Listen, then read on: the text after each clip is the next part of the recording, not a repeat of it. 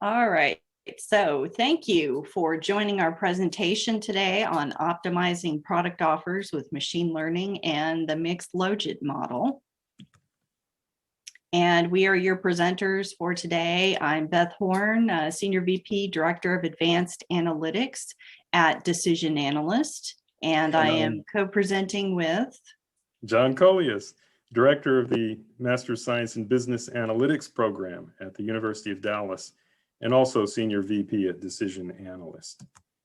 And our story for today was inspired by the experience that Beth and I both have in choice modeling in the field of market research.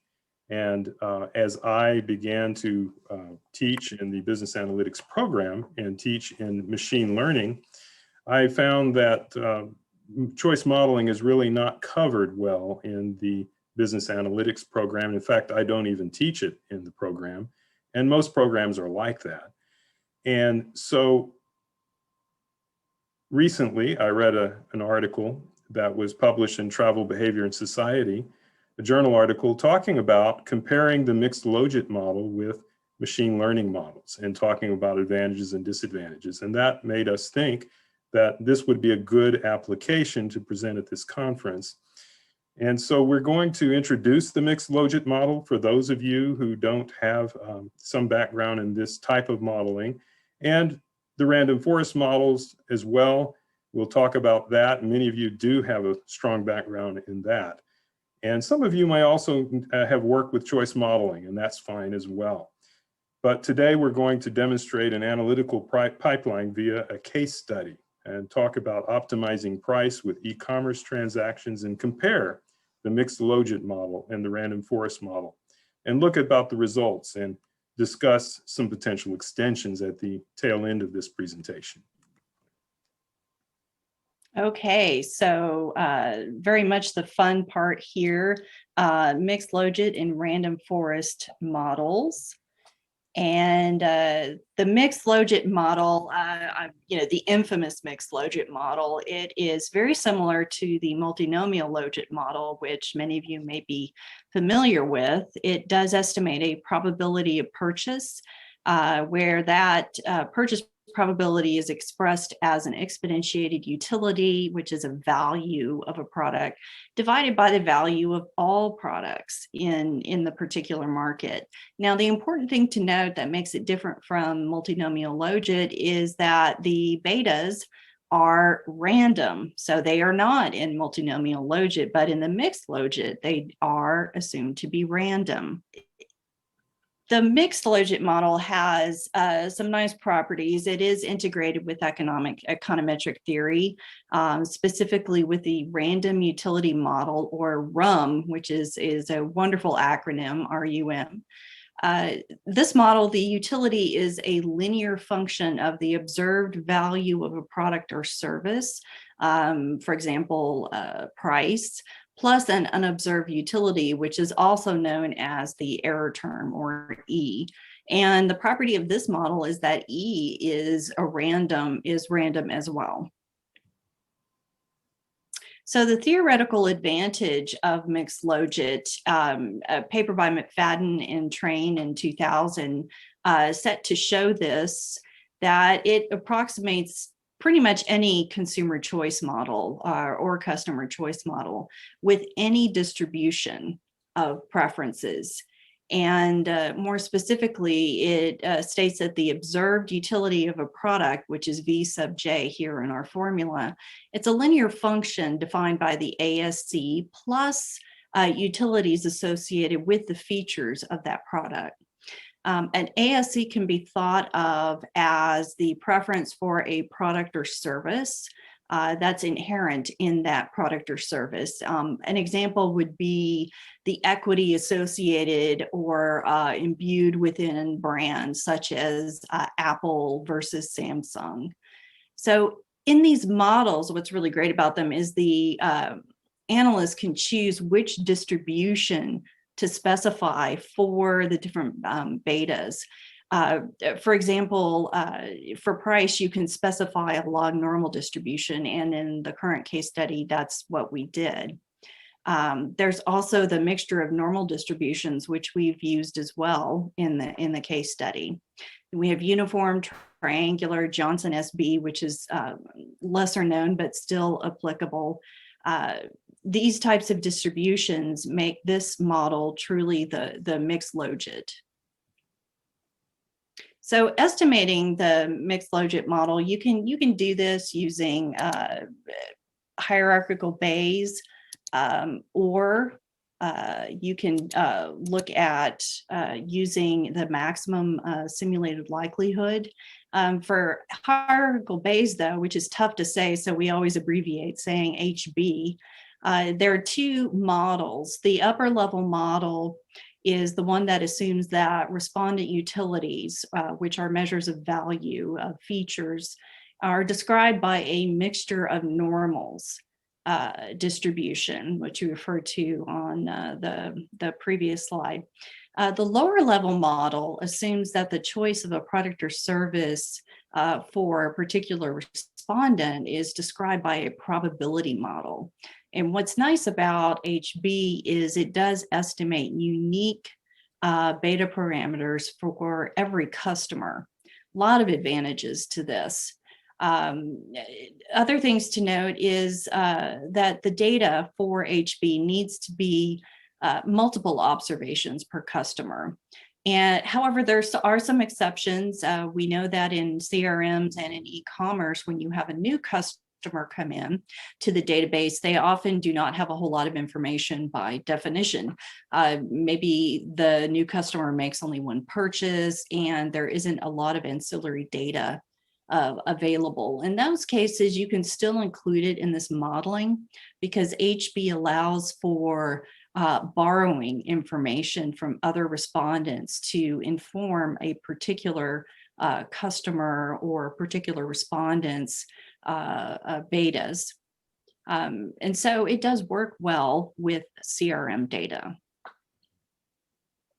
So there are many packages to estimate the mixed logit model, and they range from the open source, i.e. free, to proprietary packages that you must pay some kind of fee for.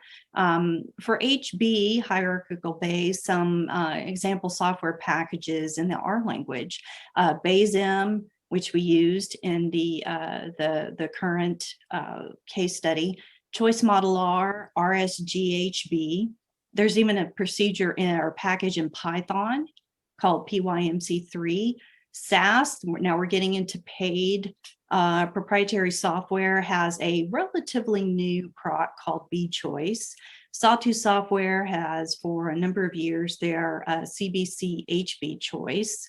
Now for the method of simulated likelihood, which is basically estimating parameters based on maximizing a likelihood function.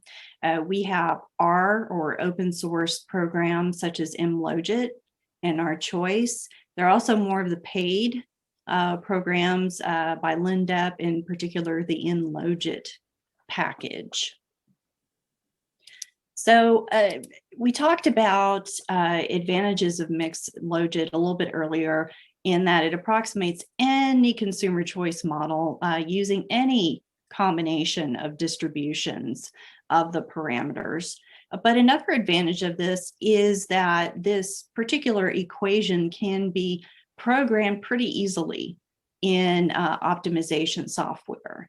So in particular, in the current study, we programmed a profit maximization equation that is simply profit is the probability of choosing a product or service, which is defined, as we showed earlier, the exponentiated utilities over the sum of all the other exponentiated utilities of the products in the market, times some sort of category volume, times a margin price minus cost. So fairly straightforward in terms of programming this particular equation. And finally, a comparison with a well-known technique, especially to the current audience, random forest. So we've talked extensively already about mixed logit. It's really the probability, this family of models is all about estimating the probability of purchase of a product as the function of some betas given new data, new customer data, new CRM data. Again, defined by that equation that we've seen earlier. Random forest, though, takes a slightly different approach. It estimates probability of a particular purchase for a consumer for a particular product using a variety of decision trees. So which are controlled, the number of which are controlled by an analyst. An analyst can choose to estimate thousands of trees, or in our case, 500 trees. But across all those trees, which then form what's called a forest, averaging across all of those are the equations, which are a series of if-then statements. So it's really the probability of this tree map or series of if-then statements based on the new data.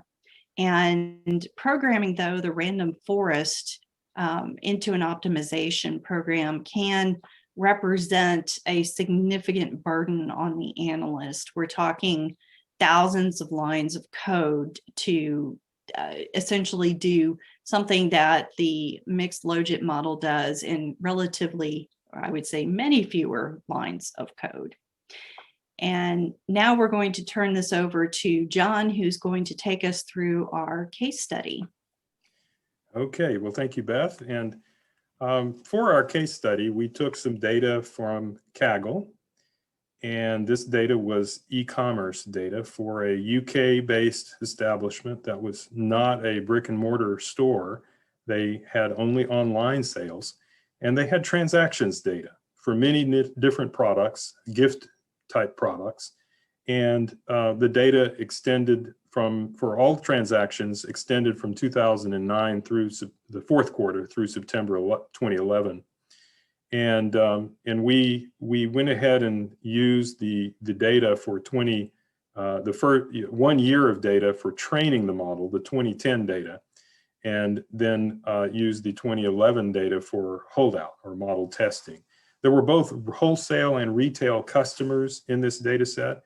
And so we use this data as the basis for our comparison of the mixed logit and the random forest model, and then demonstrating how to use the mixed logit modeling in the context of a price optimization study.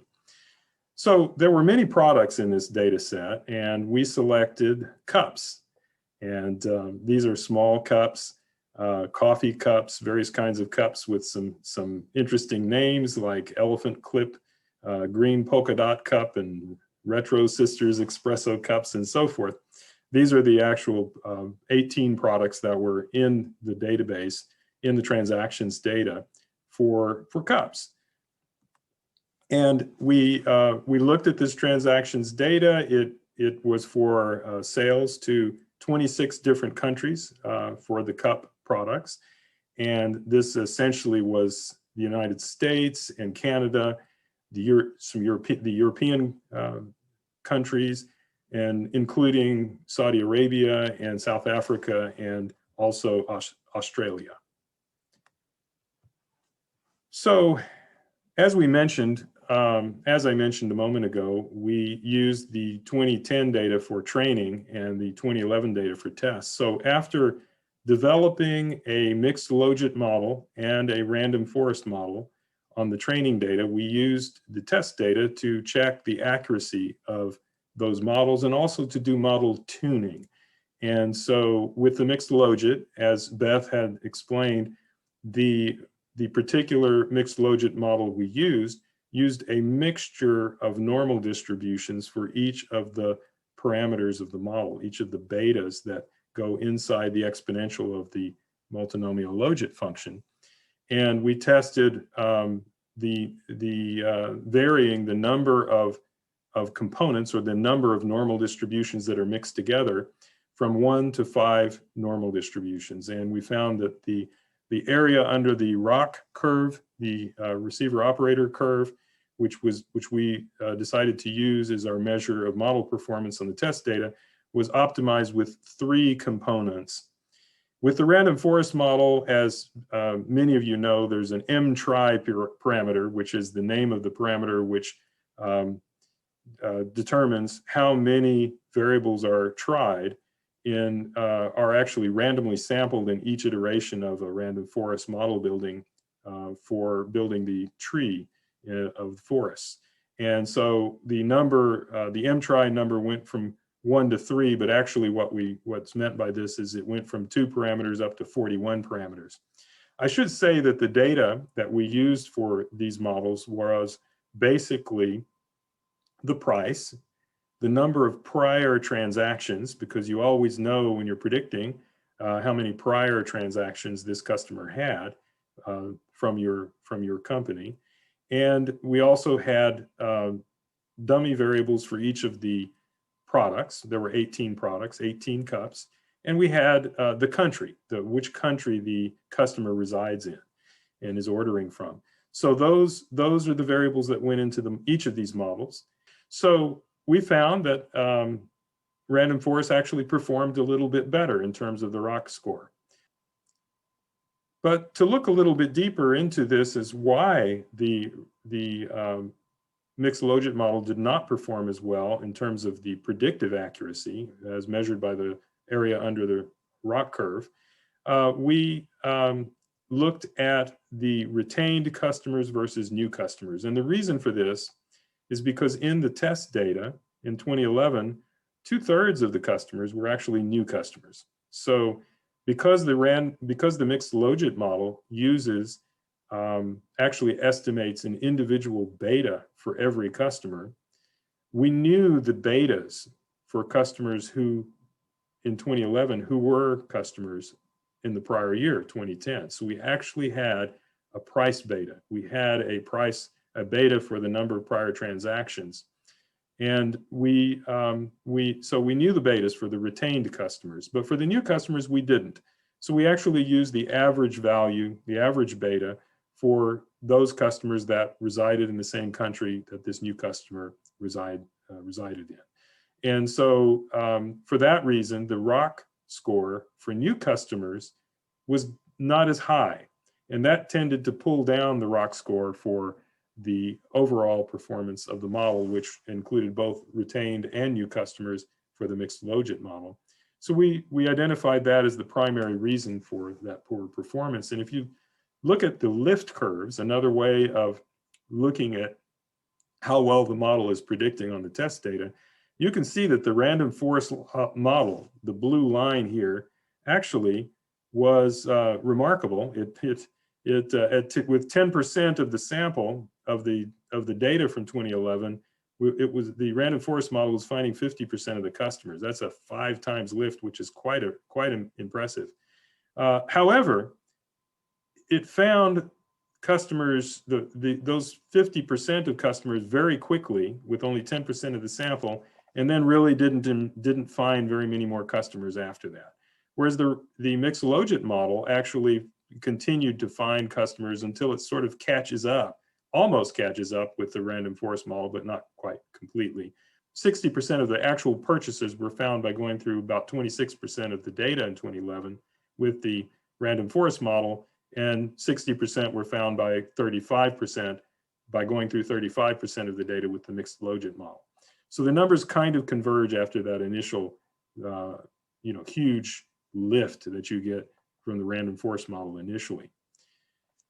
So looking a little bit more deeply into random forest and mixed logit and how well it can predict new data, though, we simulated price changes. So this isn't real data. We actually took some price, we took the test data and we raised all the prices in the test data by 10%, 20%, lowered them by 10%, 20%, and built a demand curve based on these simulations. The mixed logit model has a small negative slope here. You can see it's negative, which is expected because, as mentioned earlier, Beth commented that the The mixed logit model is integrated well with the random utility model. It's integrated well with economic theory, and economic theory says that the demand curve is negatively sloped. The random forest model gave some wild and changes in the demand curve with changes in prices, which tends to indicate that if prices had been 20% higher or 20% lower, the random forest model would probably not have predicted quite as well. So in that sense, the random forest model has these bounds beyond which, if the data goes, perhaps the predictive accuracy drops off. That's not proven by this graph, but it's suggested by this graph. John, do you think this is the result of maybe some overfitting by the random forest model? It's possible that that is the case. And certainly the mixed logit model is more stable as the new data changes. And we all know that, or we're taught that that shrinkage of parameter estimates helps improve model accuracy. And perhaps that's what's going on here with the mixed logit model, is that there's a bit more shrinkage of the model parameters, enabling it to react well with data that's further away from the training data. So a nice thing about the mixed logit model is it doesn't produce a single price elasticity, but it produces a distribution of price elasticities. And a price elasticity is determined by simulation in this case, and basically simulating a percent change in price and seeing how much the quantity or the probability in this case changes. And dividing the numerator and denominator, you get a price elasticity. And according to the economic theory, for those of us who remember our economics 101, the price elasticity, if it's less than -1, that the customers are very price elastic. And if you raise price, the demand goes down by a lot, which means you don't want to raise price too much. If customers have a price elasticity in the 0 to -1 range, which would be this large bump in the distribution to the right here between 0 and -1, then the customers are inelastic, which implies that you can raise the price on them and the demand will drop off, but not by enough to necessarily stop buying the product. In other words, customers are still buying the product with the price higher. And this was the actual result of simulating the price elasticity with the test data. Doing a little bit more work with simulation of the mixed logit model, we looked at the price elasticities by country. And we see that some countries, and the way to read this graph, some countries have a large number of customers who are on the right bar, and those indicate those customers that are price inelastic. And most customers are price inelastic in Austria. In fact, it looks like all customers are price inelastic in Austria of those that are in the database in 2011. But in Belgium, the left bar is higher, which indicates that most of the customers in Belgium are price elastic. They're more sensitive to price, so you might not want to raise the price as much for them.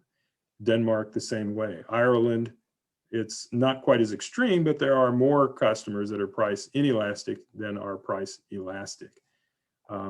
So this kind of gives you a visual to look at to anticipate what might happen when you do an optimization. So the data, the price coefficients, the betas from the mixed logit model were coded into a optimization algorithm, a nonlinear programming algorithm, which can handle both smooth problems and mixed integer problems. And we particularly used Python, the package Pyomo, P-Y-O-M-O, and the BonMin, which are all open source packages. And we set up an optimization problem to maximize sales profit. We assumed for this exercise that unit costs were equal for all products, so the cost part kind of dropped out of the optimization. And then the price bounds were 42 cents to 5.95 for every product in every country.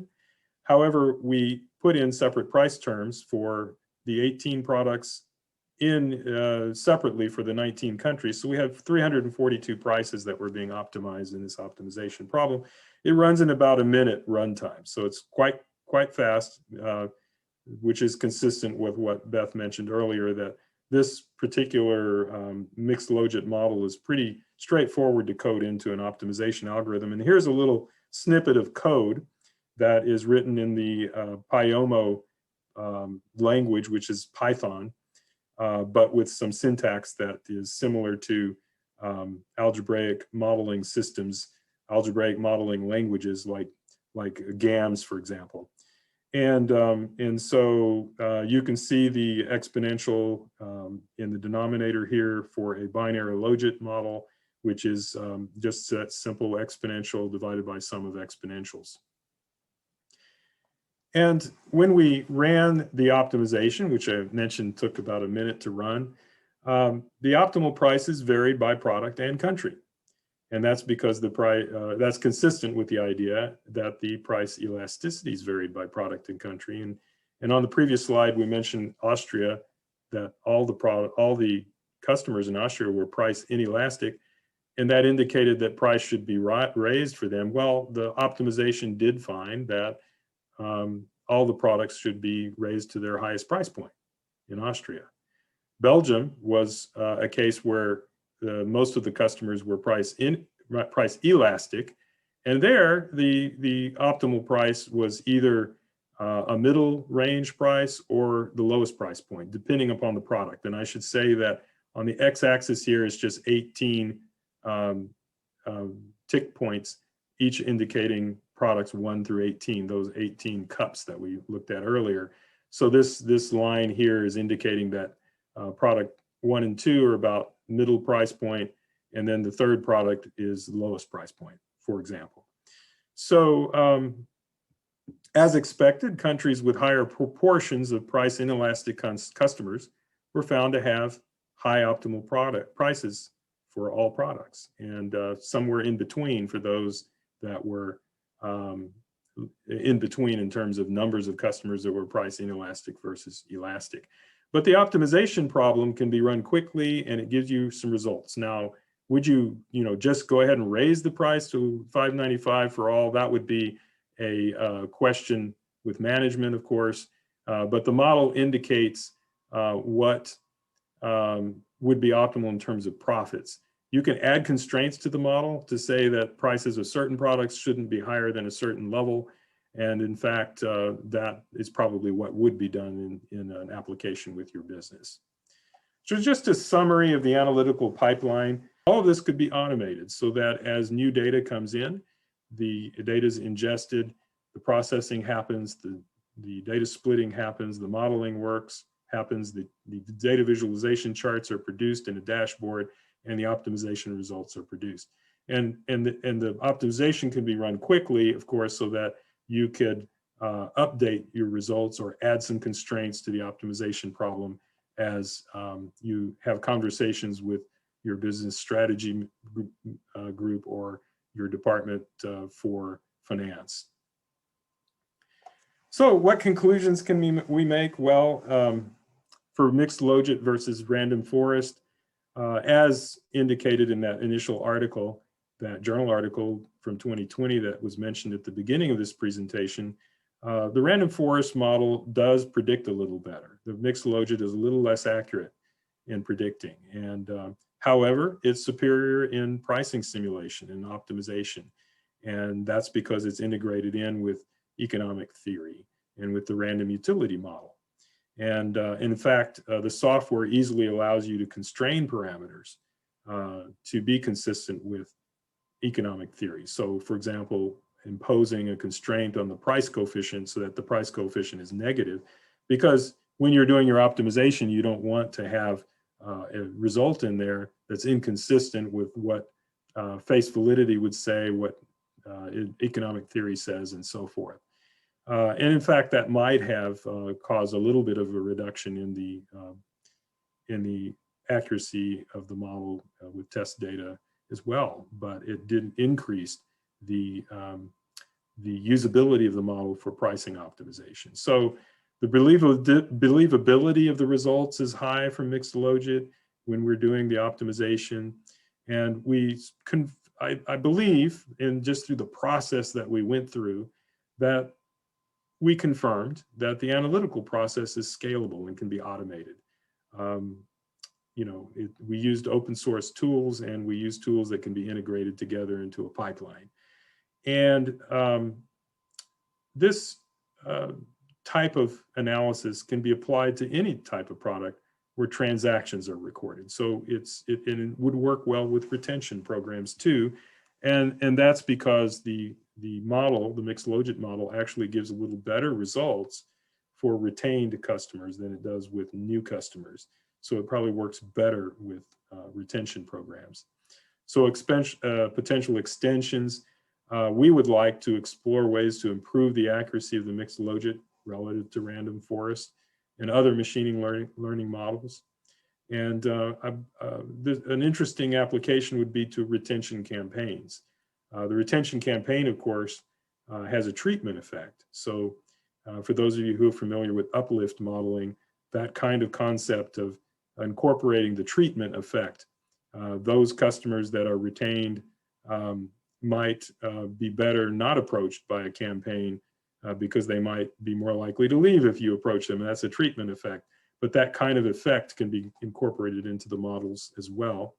And it's not just price that we can optimize. We can actually optimize other attributes of a product or service for like a length of contract, add-on services, or any number of other features of the product that might be included in the analysis. So that's our presentation, and we thank you for your attention.